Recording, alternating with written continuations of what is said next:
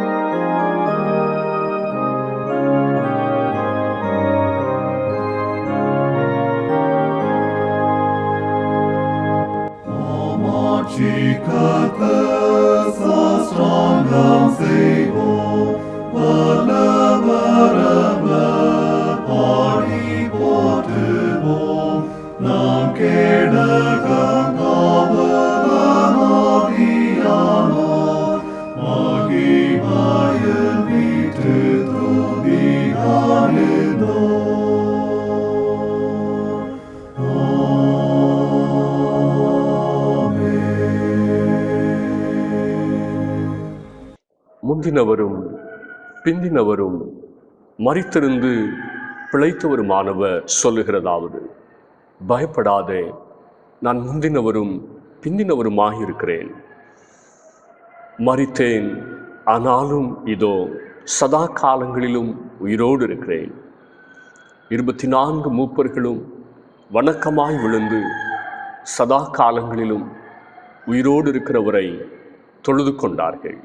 ஜெபம் செய்வோம். சாவாமை உள்ளவரும் சேரக்கூடாத ஒளியிலே வாசம் பண்ணுகிறவருமாக்கிய அன்பின் பரலோக பிதாவே, மரணத்தை ஜெயமாய் விழுங்கும்படி முதுகுமாரனாகிய இயேசு கிறிஸ்துவை சிலுவை மரணத்திற்கு ஒப்புக் கொடுத்தீரே, உம்மை துதிக்கிறோம். இது பரிசுத்த ஆராதனையிலும் உயிர்த்தெழுந்த ஆண்டவரின் அருள் பிரசனத்தை உணரவும் பயபக்தியோடு ஆராதிக்கவும் உணர்வுள்ள இருதயத்தை தாரும். உயிர்த்தெழுதலின் ஆற்றலால் எங்களை நிரப்பி ஆவி ஆத்துமா சரீரத்தை நீதிக்கென்ற வாழ்விற்கென்று உயிர்ப்பித்தருளும். ஆராதனையில் பங்கு பெறுகிற சிறியோரையும் பெரியோரையும் ஆசிர்வதியும். அருள்நாதர் இயேசு கிறிஸ்துவின் திருநாமத்தில் வேண்டிக் கொள்ளுகிறோம் நல்ல பிதாவே, ஆமென். ஆண்டவருடைய பரிசுத்த நாமத்தை நாம் மகிமைப்படுத்த வண்ணமாக கீர்த்தனையிலே 16வது பாடலை நாம் பாடுவோம். எல்லாருக்கும் மாவுன்னத கத்தாதி கர்த்தரே, நீர் வாழ்க இயேசுவே. கீர்த்தனை பாடல் 16.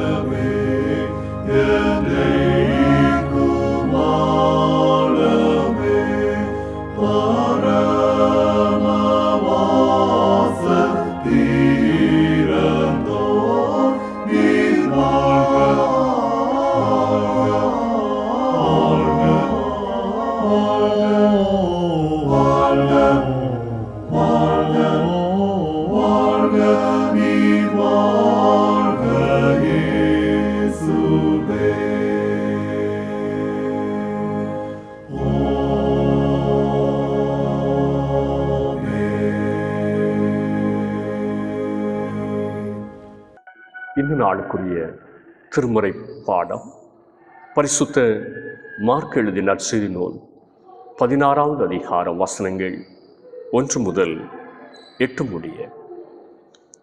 ஓய்வு நாளான பின்பு மகதலேனா மரியாளும் யாக்கோபின் தாயாகிய மரியாளும் சலோமே என்பவளும் அவருக்கு சுகந்த வர்க்கம் இடும்படி அவைகளை வாங்கி கொண்டு வாரத்தின் முதலாம் நாள் அதிகாலையிலே சூரியன் உதயமாகிற போது கல்லறையினிடத்தில் வந்து கல்லறையின் வாசலில் இருக்கிற கல்லை நமக்காக எவன் புரட்டி தள்ளுவான் என்று ஒருவரோடொருவர் சொல்லிக் கொண்டார்கள்.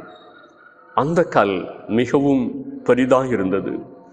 அவர்கள் ஏறிட்டு பார்க்கிற போது அது தள்ளப்பட்டிருக்க கண்டார்கள்.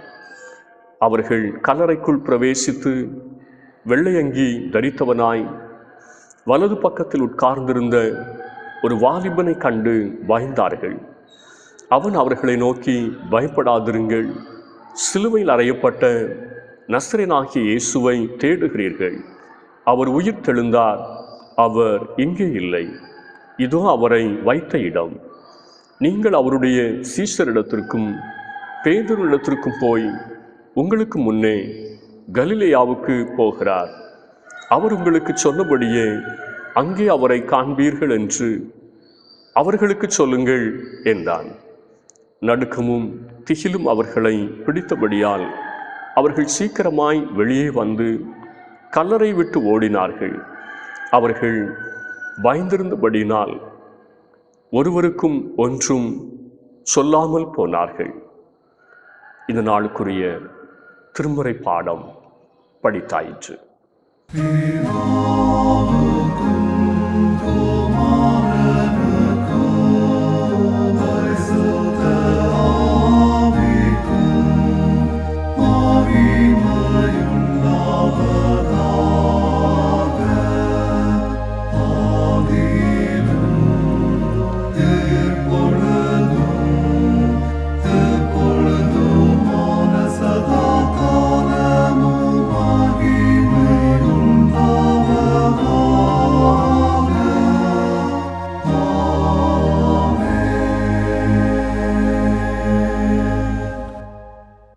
ஆண்டவருடைய அருள் வார்த்தை கேட்க நாம் ஆயத்தப்படும் வண்ணமாக என் மேய்ப்பராய் இயேசு இருக்கின்ற போது என்கிற பாடலை நாம் பாடுவோம்.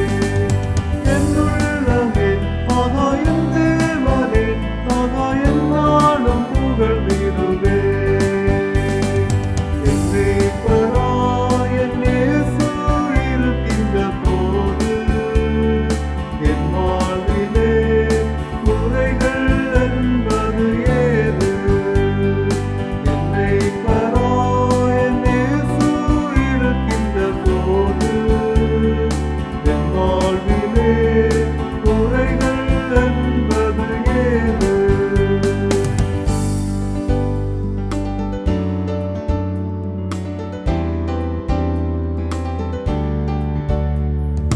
என் வாழ்க்கையை தூய்மையாய் காத்துக் கொள்ள என்னை என்றும் போதித்து நடத்துகிறார். என் வாழ்க்கையை தூய்மையாய் காத்துக் கொள்ள என்னை என்றும் போதித்து நடத்துகின்றார்.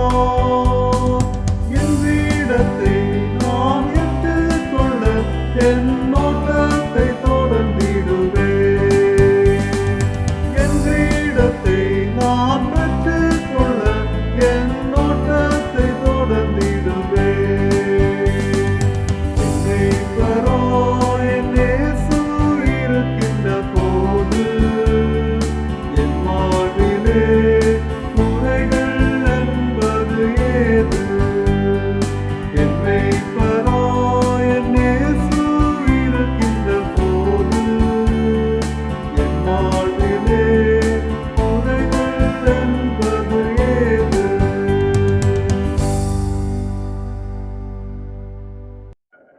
அனைவருக்கும் ஆண்டவர் இயேசு கிறிஸ்துவின் நாமத்தினால் நல்வாழ்த்துக்களை தெரிவித்துக் கொள்கிறேன். உயிர்த்தெழுதல் திருநாள் ஒவ்வொருவர் வாழ்விலும் ஆசீர்வாதமாக இருக்க கர்த்தர் உதவி செய்வாராக. தென்னிந்திய திருச்சபையாக இன்று நாம் தியானிக்கிற திருமறையினுடைய சத்தியம் உயிர்ப்பு எல்லையில்லா மாற்றுருவாக்கத்தை கொண்டாடுதல். Resurrection celebrating boundless transformation. தியான வசனம் மார்க் நற்செய்தி நூல் 16வது அதிகாரத்தினுடைய 6வது வசனம். அவன் அவர்களை நோக்கி, பயப்படாதிருங்கள், சிலுவையில் அறையப்பட்ட நசரேயனாகிய இயேசுவை தேடுகிறீர்கள். அவர் உயிர்த்தெழுந்தார். அவர் இங்கே இல்லை, இதோ அவரை வைத்த இடம். வரலாற்று இயேசுவின் வாழ்க்கை சிலுவை மரணத்தோடு முடிந்து போகவில்லை. அவர் மரணத்தை ஜெயித்து உயிர்த்தெழுந்தார். மிகப்பெரிய சாதனையாளர்கள், ஞானிகள், மகான்களின் வாழ்க்கை கல்லறையோடு மரணத்தோடு முடிந்து போனது. மரணத்திற்கு முடிவுரை எழுதிய இயேசு கிறிஸ்துவின் வெற்றி முழக்கத்தை வெளிப்படுத்தின விசேஷம் 1வது அதிகாரம் 18வது வசனத்தில் யோவான் பதிவு செய்து வைத்திருக்கிறார். மரித்தேன், ஆனாலும் இதோ சதா காலங்களிலும் உயிரோடு இருக்கிறேன். உலகத்தில் மனிதனாக பிறந்த ஒருவரும் சொல்லியிராத, சொல்லி முடியாத வார்த்தையை ஆண்டவர் இயேசு முழங்கி இருக்கிறார். ஆண்டவர் இயேசு உயிர்த்தெழுந்த நற்செய்தியை முதலில் இந்த உலகத்திற்கு அறிவித்தவர்கள் தேவதூதர்கள். ஆண்டவர் இயேசு கிறிஸ்துவின் உயிர்த்தெழுதல் கிறிஸ்தவத்தின் ஆணிவேர்.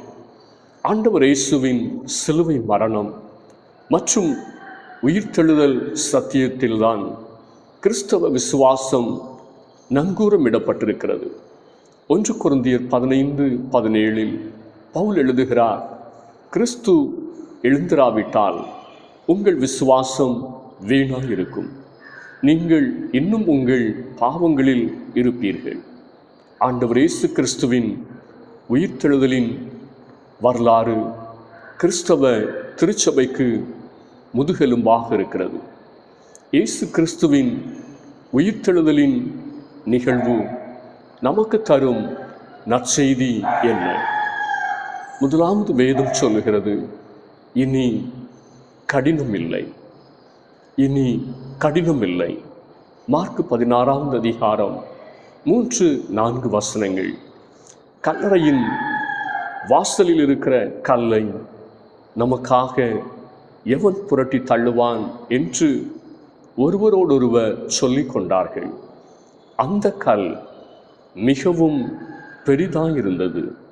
அவர்கள் ஏறிட்டு பார்க்கிறபோது அது தள்ளப்பட்டிருக்க கண்டார்கள். வாரத்தின் முதல் நாள் இயேசுவின் கல்லறையினிடத்திற்கு அதிகாலமே வந்த பெண்கள் பல கடினங்களை, சவால்களை அறிந்திருந்தாலும் துணிச்சலோடு இயேசு கிறிஸ்துவின் திருவுடலுக்கு சுகந்த வர்க்கமிட்டு மரியாதை செலுத்த வேண்டும் என்ற ஆர்வ மிகுதியில், அன்பு மிகுதியில் வந்திருந்தார்கள். மார்க்கு 16:3 கல்லறையின் வாசலில் இருக்கிற கல்லை நமக்காக எவன் புரட்டி தள்ளுவான் என்ற கேள்விக்குறியோடு காணப்பட்டார்கள். மார்க்கு 16:4 சொல்லுகிறது, அந்த கல் மிகவும் பெரிதாயிருந்தது. பெரிதான கடினமான காரியத்தில், சவாலான சூழ்நிலைமையில் எங்களுக்கு யார் உதவி செய்வார் என்பது அவர்கள் கேள்வி. உயிர்த்தெழுந்த கர்த்தர் அவர்களுக்கு உதவி செய்யும்படி தமது தூதர்களை முன்னதாகவே அனுப்பிவிட்டார். நமக்காக யார் இருக்கிறார்கள்? எங்களுக்கு உதவி செய்ய யார் இருக்கிறார்கள்? இந்த கடினமான சூழ்நிலைமையில் எங்களோடு நிற்க யார் இருக்கிறார்கள் என்று நீங்கள் அங்கலாய்க்கலாம். உயிர்த்தெழுந்த கர்த்தர் நமக்கு உண்டு. தாவீதின் வாழ்க்கை கவிழ்ந்து போன ஒரு படகை போல மரண அலைகளின் நடுவிலே அலைசடிப்பட்டது. அந்த கடினமான சூழ்நிலைமையில் அவர் கர்த்தரை மாத்திரம் நோக்கி கூப்பிட்டார். 2 சாமுவேல் 22:7 கர்த்தரை நோக்கி தாவீது கூப்பிட்ட போது என்ன நடந்தது? 2 சாமுவேல் 22:17 உயரத்திலிருந்து அவர் கை நீட்டி என்னை பிடித்து ஜலப்பிரவாகத்தில் இருக்கிற என்னை தூக்கிவிட்டார். நம்முடைய ஆண்டவர் ஜீவனுள்ளவர். கடின பாதையில் தாவீதை தூக்கி எடுத்த கர்த்தர் நம்மை அவர் கைவிடுவாரா? பலனுக்கு மிஞ்சின பிரச்சனைகள், கடினமான சூழ்நிலைமைகள், பெரும் கற்கள், மோசமான தடைகள், யார் எனக்கு உதவி செய்வார் என்ற கண்ணீரோடு நீங்கள் இருக்கலாம். கடினங்கள், பெரிய தடைகள் உங்களுக்கு முன்பாக புரட்டி தள்ளப்படும். கர்த்தரை நம்புவோம். இனி கடினம் இல்லை. உயிர்த்தெழுந்த ஆண்டவர் நமக்கு உண்டு. இயேசு கிறிஸ்துவினுடைய உயிர்த்தெழுதல் நிகழ்வு நமக்கு தருகின்ற 2வது நற்செய்தி என்ன? இனி கவலை இல்லை. இனி கவலை இல்லை. மார்க்கு 16வது அதிகாரம் 6வது வசனம். அவன் அவர்களை நோக்கி, பயப்படாதிருங்கள். சிலுவையில் அறையப்பட்ட நசரேயனாகிய இயேசுவை தேடுகிறீர்கள். அவர் உயிர்த்தெழுந்தார். அவர் இங்கே இல்லை. இதோ அவரை வைத்த இடம். அன்பின் ஆண்டவரை இழந்து போனோமே என்ற பெரும் கவலை இயேசுவோடு இருந்தவர்களுக்கு இருந்தது. ஈவு இரக்கமின்றி அநீதியாய் இயேசுவை கொன்றவர்கள் எங்களையும் விட்டு வைக்க மாட்டார்கள், கொன்று போடுவார்கள் என்று பயந்திருந்தார்கள். பயப்படாதிருங்கள். இயேசு உயிர்த்தெழுந்தார் என்ற தேவதூதனின் நற்செய்தி இயேசு கிறிஸ்துவை பின்பற்றினவர்களின் பயத்தையும் கவலையையும் மாற்றியது. ஆண்டவர் இயேசு உயிரோடு இருப்பதால் இனி கவலை இல்லை.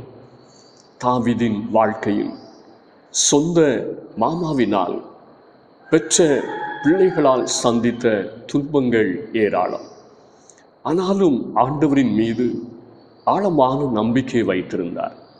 சங்கீதம் 16:10 சொல்லுகிறார், என் ஆத்துமாவை பாதாளத்தில் விடி, உம்முடைய பரிசுத்தவான் அழிவை காண ஒட்டி.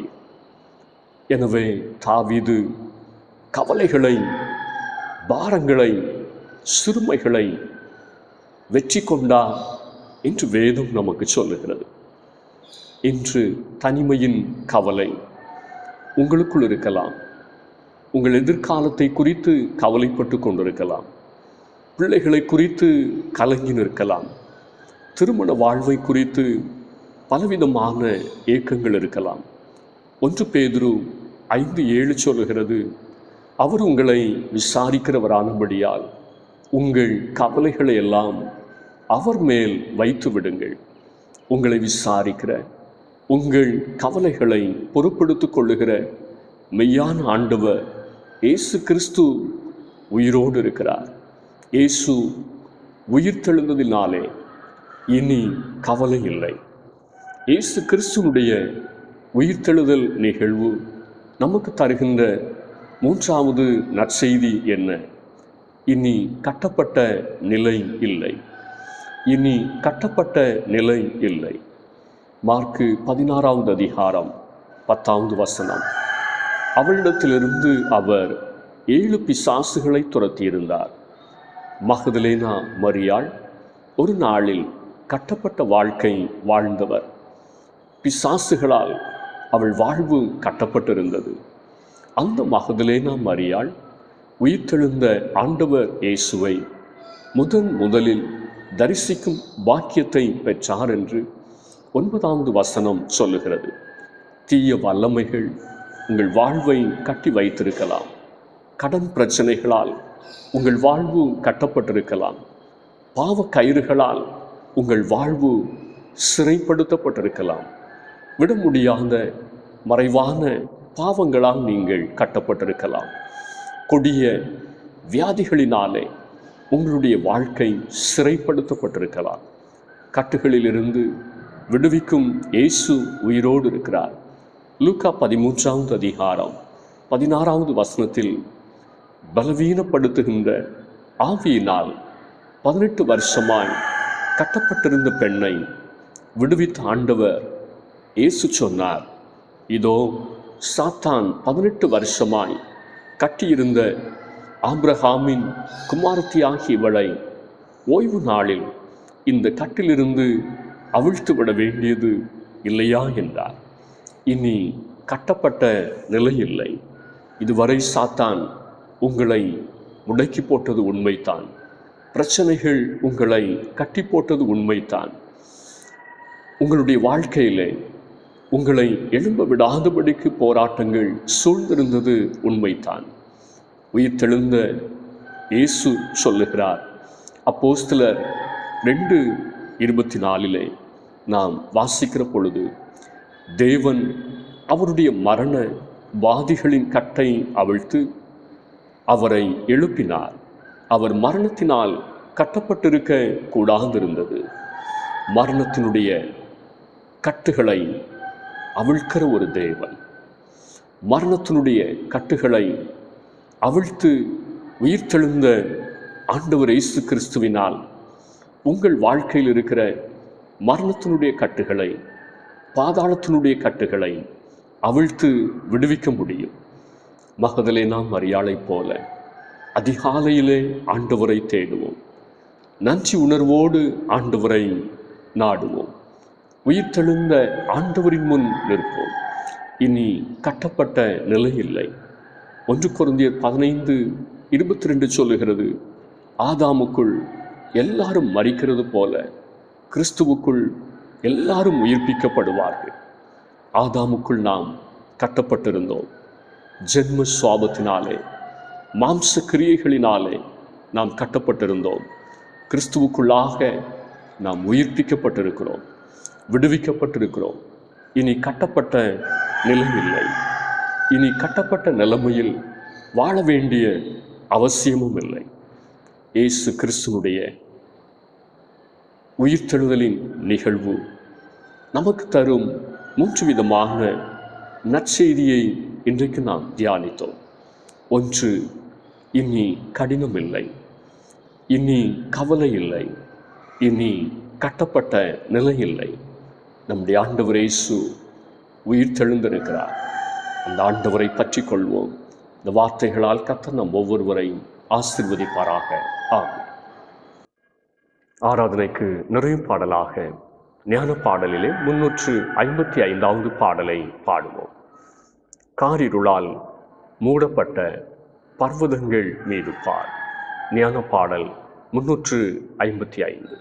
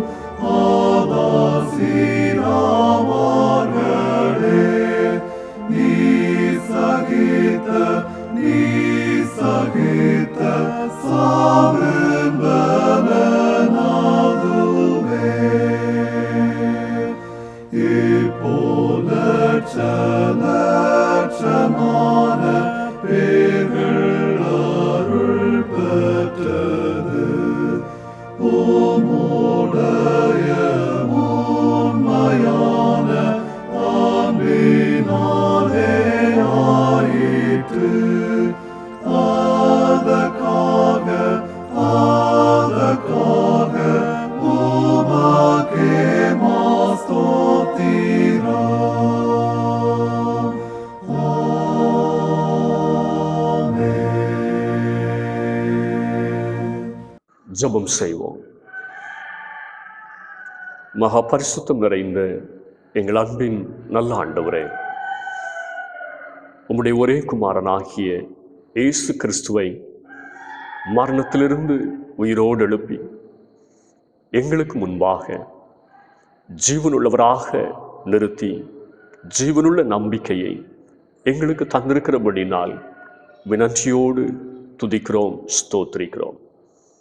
ஆண்டவர் இயேசு கிறிஸ்துவை விசுவாசிக்கிறவர்கள் கெட்டுப்போவதில்லை என்று வேதம் சொல்லுகிறது. உயிர்த்தெழுந்த ஆண்டவரை விசுவாசத்தோடு உள்ளத்தின் ஆழத்திலிருந்து பற்றி கொள்வதற்கு ஆண்டவர் எங்களுக்கு உதவி செய்ய நாங்கள் ஜெபிக்கின்றோம். ஆண்டவர் உயிர்த்தெழுந்திருக்கிறபடினாலே இனி கடினம் இல்லை, இனி கவலை இல்லை, இனி கட்டப்பட்ட ஒரு வாழ்க்கை இல்லை என்கிற நிச்சயத்தோடும் நம்பிக்கையோடும் உற்சாகத்தோடும் ஆண்டவருக்குள்ளாக எங்களுடைய வாழ்வை கொண்டாடி மகிழ கர்த்தர் கிருபை பாராட்ட நாங்கள் ஜெபிக்கின்றோம். யார் யாருடைய வாழ்க்கையில் கவலைகள், துக்கங்கள், சோர்வுகள் நிறைந்தவர்களாய் மனச்சஞ்சலத்தோடு பாரத்தோடு இருக்கிறார்களோ, உயிர்த்தெழுந்த ஆண்டவர் தம்முடைய பிள்ளைகளுடைய இருதயத்தின் துக்கத்தை மாற்றி சந்தோஷமான அனுபவங்களை தந்து ஆசீர்வதிக்க நாங்கள் ஜெபிக்கின்றோம். குடும்பங்களை சமாதானத்தினால் கர்த்தர் இடை கட்டுவீராக. ஒவ்வொரு குடும்பத்திலும் உயிர்த்தெழுந்த ஆண்டவர் பிரசன்னராக இருந்து ஆசீர்வதிக்க வேண்டும் என்று சொல்லி நாங்கள் ஜெபிக்கின்றோம். ஒவ்வொரு குடும்பத்தினுடைய தேவைகளையும் கர்த்தர் சந்தியும். கடன் பாரங்களும் குடும்பத்தை நெருக்கி கொண்டிருக்கிற பிரச்சனைகளையும் கர்த்தர் மாற்றி நீரே குடும்பத்திலே தம்முடைய ஆசீர்வாதங்களை நிறைவாய் தந்து நடத்த நாங்கள் ஜெபிக்கிறோம். உயிர் தெழுந்த ஆண்டவர் எங்களை ஆசீர்வதிக்கிறவர் என்கிறதை ஒவ்வொருவரும் கண்டு கொள்ளத்தக்கதாய் கர்த்தர் கிருபை பாராட்ட நாங்கள் ஜெபிக்கணும். அப்பா, குடும்பங்களிலே தெய்வீக சமாதானம் தங்கியிருக்கட்டும் என்று சொல்லி நாங்கள் ஜெபிக்கின்றோம். எல்லா விதமான பயங்களுக்கும் பாரங்களுக்கும் விலக்கி நீரே குடும்பத்திலே அமைதியை தந்து ஆசீர்வதிப்பீராக. கையின் பிரயாசங்கள் உழைப்பெல்லாவற்றிலும் கர்த்தருடைய ஆசீர்வதிக்கிற கரம் தங்கியிருக்கட்டும். குடும்பங்களிலே நல்ல காரியங்களுக்காய் ஜெபத்தோடு காத்திருக்கிறவர்கள் உண்டு. கர்த்தர் பெரிய காரியங்களை செய்தார் என்று சொல்லத்தக்கதாக ஆண்டவர் திருமண காரியங்களை கைக்குடி வர பண்ணுவீராக. உயர் கல்வியை தந்து பிள்ளைகளுடைய எதிர்காலங்களை ஆசீர்வதிப்பீராக. நல்ல ரிசல்ட் காத்திருக்கிற தம்முடைய பிள்ளைகளுக்கும் முதல் தரமான மதிப்பெண்களோடு கூட ஜெயம் பெறத்தக்கதாய் கர்த்தர் தம்முடைய பிள்ளைகளை மேன்மைப்படுத்தி ஆசீர்வதிக்க ஜெபிக்கிறோம்.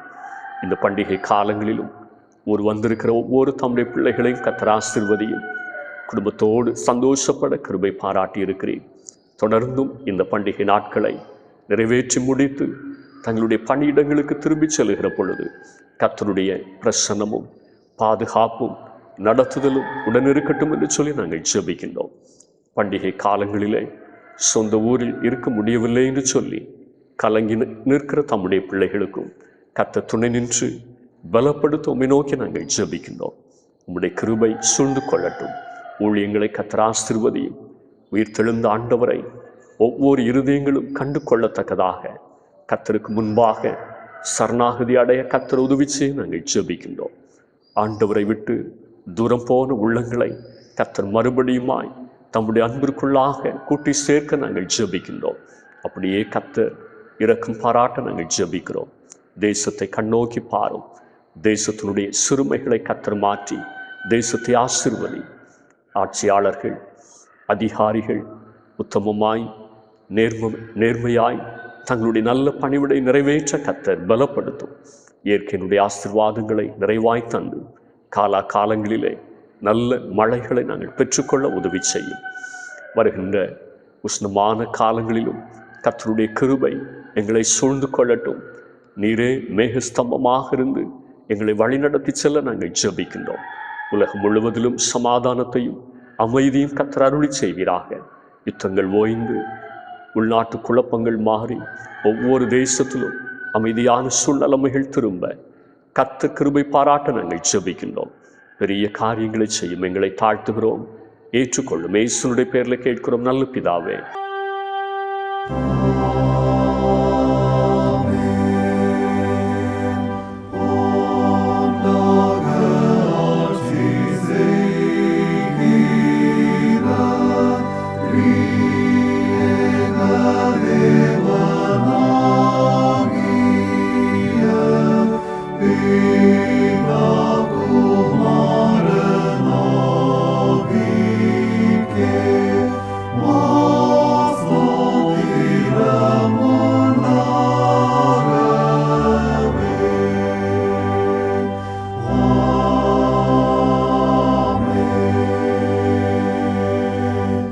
நம்முடைய ஆண்டவராகிய இயேசு கிறிஸ்துவின் கிருபையும் பிதாவாகிய தேவனுடைய அன்பும் பரிசுத்த ஆவியானுடைய ஐக்கியமும் சிநேகமும் நம் அனைவரோடும் என்றும் சதா காலங்களிலும் நிறைவாய் தங்கியிருப்பதாக.